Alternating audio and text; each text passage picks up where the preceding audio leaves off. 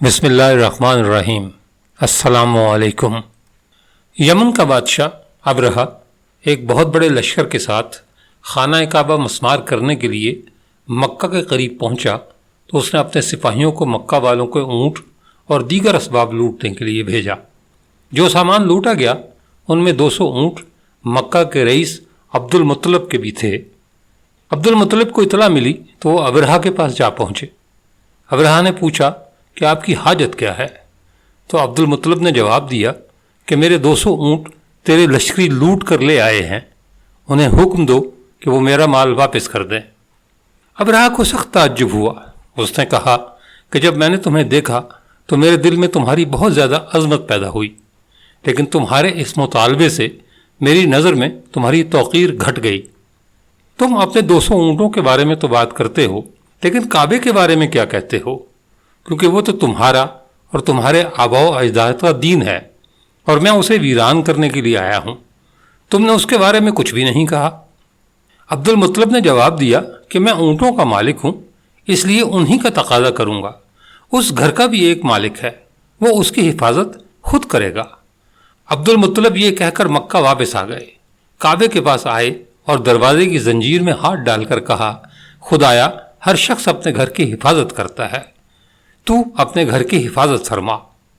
اس کے بعد عبد المطلب خود بھی مکہ کے ایک درے کی طرف آ گئے جہاں قبیلہ قریش نے پہلے سے پناہ لے رکھی تھی۔ کہتے ہیں کہ مکہ پر حملے کے وقت ابرہہ اپنے مشہور ہاتھی محمود پر سوار تھا، لیکن وہ ہاتھی پر جتنا دباؤ ڈالتا تھا وہ آگے نہ بڑھتا تھا، لیکن جب اس کا رخ یمن کی طرف کرتا تو وہ فوراً چل دیتا۔ ابرہہ اس واقعے سے سخت متعجب ہوا۔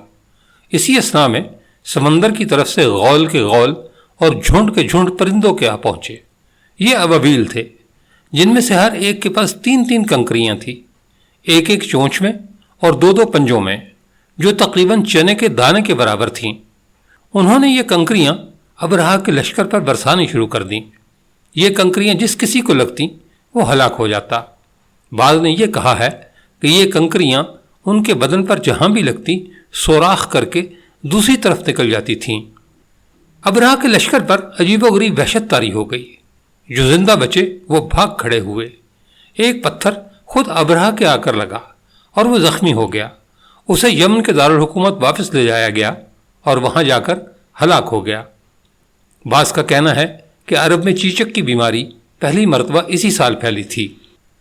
اس حادثے کی اس قدر اہمیت تھی کہ اس سال کا نام عام الفیل یعنی ہاتھی کا سال رکھا گیا۔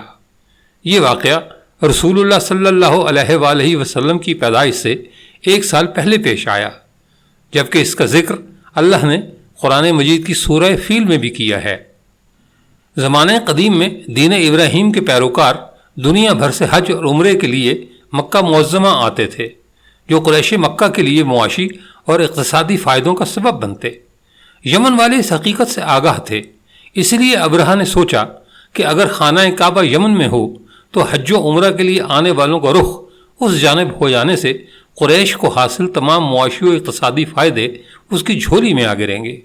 اس مقصد کے لیے اس نے القلیس کے نام سے عظیم الشان کلیسا تعمیر کیا، جس میں خانہ کعبہ جیسی چکور عمارت بھی تعمیر کی گئی تھی۔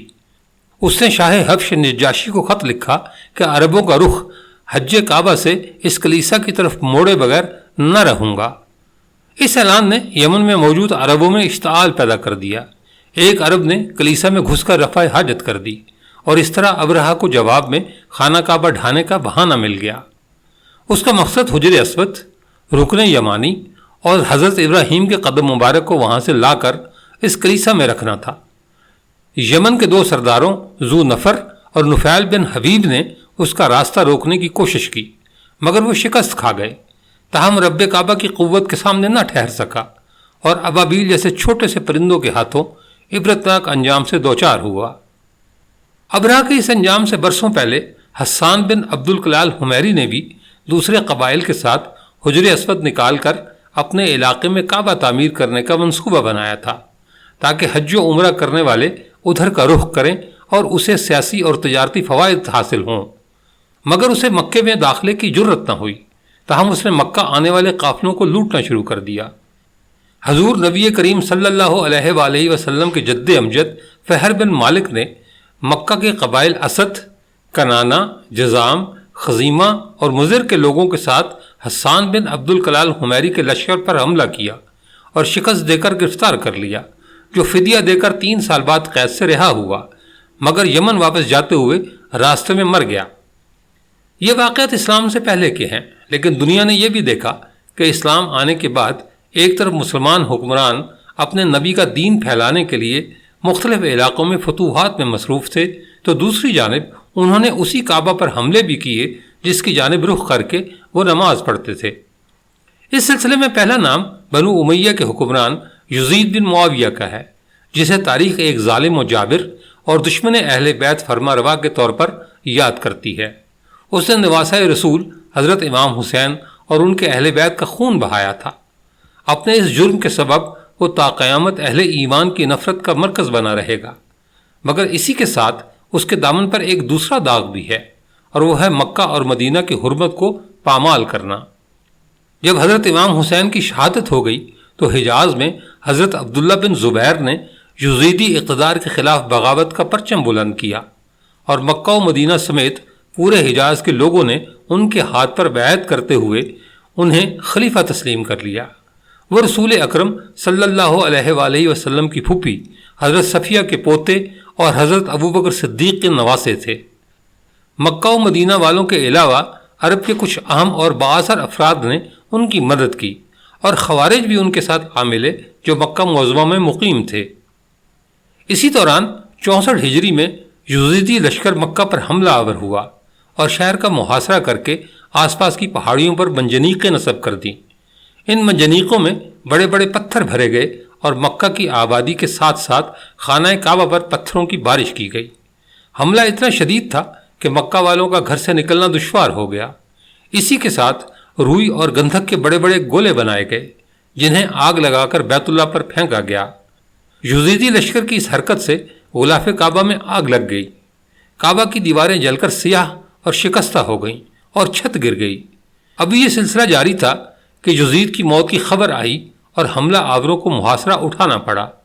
حالات معمول پر آ گئے تو عبداللہ بن زبیر نے کعبے کی دوبارہ تعمیر کرائی۔ بنو امیہ کے عہد میں ہی خانہ کعبہ پر دوبارہ حملہ کیا گیا، اور دوسری بار نہ صرف کعبے کو نقصان پہنچایا گیا بلکہ حدود حرم میں قتل و غارت گری بھی کی گئی۔ 72 ہجری میں جب عبد الملک بن مروان حکمران تھا اور حجاز مقدس میں حزب سابق عبداللہ بن زبیر کی حکومت تھی، عبد الملک نے کئی لوگوں کو مکے پر حملہ اور حجاز پر قبضہ کرنے کو کہا، مگر سب نے حرم شریف کو جنگ و جدال کا مرکز بنانے سے انکار کر دیا۔ عبد الملک کی فوج کا ایک افسر حجاج بن یوسف انتہائی ظالم و جابر فطرت کا انسان تھا، اور اس کے دامن پر بہت سے صحابہ و اہل اللہ کے خون کے چینٹے تھے۔ اس نے خلیفہ کے حکم کو قبول کر لیا اور مکہ پر حملہ آور ہو گیا۔ یہ حملہ رمضان المبارک میں کیا گیا، جبکہ دوسرے خطوں سے بھی یہاں مسلمان عبادت کے لیے آئے ہوئے تھے۔ حجاز نے مکہ کا محاصرہ کر کے سنگ باری شروع کر دی۔ پتھروں کی بارش اس قدر زبردست تھی کہ لوگ مکہ چھوڑ کر بھاگنے لگے۔ جو لوگ شہر میں رہ گئے ان کے پاس کھانے پینے کے لیے کچھ نہ رہا اور وہ دانے دانے کو ترسنے لگے۔ سنگ باری کے دوران ایک بڑا پتھر خانہ کعبہ کی چھت پر گرا، جس سے کعبے کی چھت گر گئی۔ اسی وقت زبردست آسمانی بجلی کڑکی، جس سے لوگوں کے دل لرز اٹھے اور خوف کا ماحول بن گیا۔ اس زوردار آواز کے صدمے سے حجاج کی فوج کے کئی لوگوں کی موت بھی ہو گئی۔ 3 دن تک مکہ اور آس پاس کے علاقوں میں اندھیرا چھایا رہا اور آسمان سیاہ ہو گیا، مگر حجاج نے اپنے لوگوں کو یقین دلایا کہ بجلی اور بادل ایک فطری معاملہ ہے، اس سے خوفزدہ ہونے کی ضرورت نہیں۔ اس نے خود اپنے ہاتھوں سے منجنیق میں پتھر رکھنا شروع کیے، تب جا کر فوجیوں کی جان میں جان آئی، اور آگے بھی یہ سلسلہ جاری رہا۔ عبداللہ بن زبیر احاطہ خانہ کعبہ میں نماز پڑھتے تھے اور ان کے ارد گرد پتھر آ کر گرتے تھے۔ آخر کار وہ اور ان کے ساتھی اس لڑائی میں شہید ہوئے اور مکہ معظمہ پر حجاج بن یوسف کا قبضہ ہو گیا۔ ایک روایت کے مطابق حضرت عبداللہ بن زبیر کا سر کاٹ کر اسے کعبے کے پرنالے میں لٹکا دیا گیا اور لاش کو سولی پر لٹکا دیا۔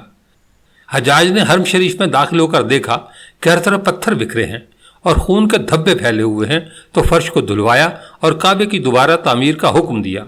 اس نے تمام اہل مکہ کو حضرت عثمان غنی کا قاتل سمجھ کر ان پر سختیاں کی اور بہت سے صحابہ کو تکلیف پہنچائی یا قتل کرا دیا۔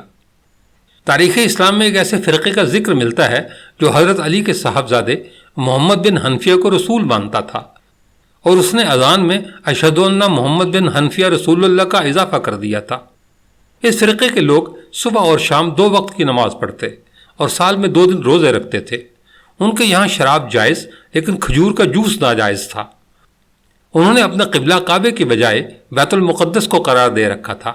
اس فرقے کو کرامتہ کہا جاتا تھا، اور ایک زمانے میں ان کا اثر اس قدر بڑھ گیا تھا کہ یہ کعبے پر حملہ آور ہو گئے اور حاجیوں کے ساتھ مار پیٹ کر کے ان کا سامان لوٹ لیا۔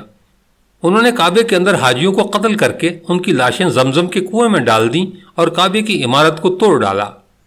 بنو کرامتہ کے سردار طاہر نے حجر اسود کو گرز مار کر توڑ ڈالا اور اٹھا کر بحرین لے گیا، جہاں اس کی حکومت قائم ہو گئی تھی۔ وہ یہ بھی اعلان کرتا گیا کہ آئندہ حج مکہ میں نہیں بحرین میں ہوا کرے گا۔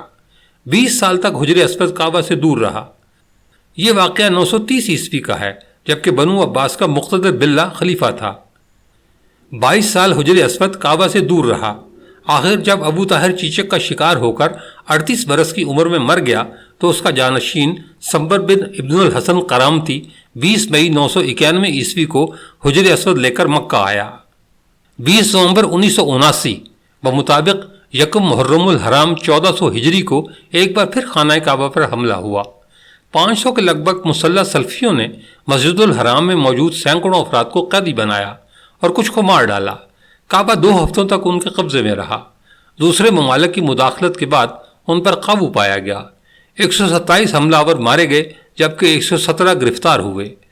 ان میں اس گروہ کا سرغنہ جہیمان العتیبی بھی پکڑا گیا، جو خود کو مہدی موعود کہتا تھا۔ گرفتار ہونے والے افراد کو سر عام پھانسی دے دی گئی۔ جب باغیوں کو کعبے سے نکال باہر کر دیا گیا تو چند دنوں کے اندر اندر اس قسم کی اطلاعات گردش کرنے لگیں کہ پاکستانی کمانڈوز نے بھی آپریشن میں حصہ لیا تھا، لیکن یہ درست نہیں۔ قرآن اور احادیث کی روح سے شیعہ حضرات کے عقیدے کے مطابق خانہ کعبہ میں ایک اور لیکن آخری بار عظیم واقعہ پیش آئے گا کہ جس وقت اللہ کی آخری حجت اور رسول اللہ صلی اللہ علیہ وآلہ وسلم کے نائب برحق کا ظہور ہوگا، اور خانہ کعبہ کی دیوار سے ٹیک لگا کر آواز دیں گے انا بقیت اللہ۔ دوستو، یہ تھا آج کا واقعہ۔ کامنٹ کر کے اپنی قیمتی رائے سے ضرور آگاہ کیجیے گا۔ ملتے ہیں اگلی ویڈیو میں۔ اپنا بہت سا خیال رکھیے گا۔ اللہ حافظ۔